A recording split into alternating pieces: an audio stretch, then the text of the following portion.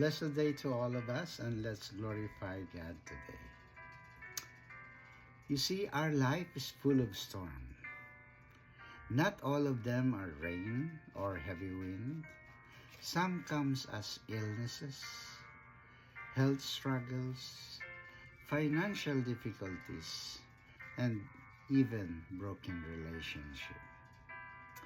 And when this hit us, how do we feel? We feel everything is uncertain. Our plans crumble, our comfort is gone, and we feel that we are so powerless. But the storms, they are not meant to destroy us. They are opportunities to rebuild us and make us more stronger. It's just like a tree that can bend on a very strong wind. We also learn to endure. We also learn to adjust and hold on.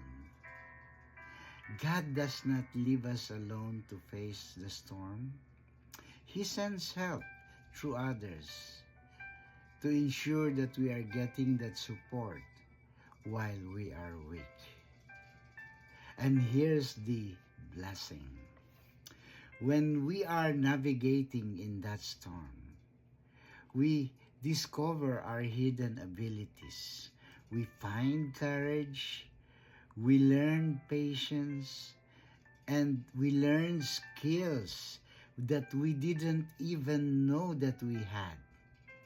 And if we look at it, the very challenges that the storm has given us and that shake us are the ones that makes us stronger.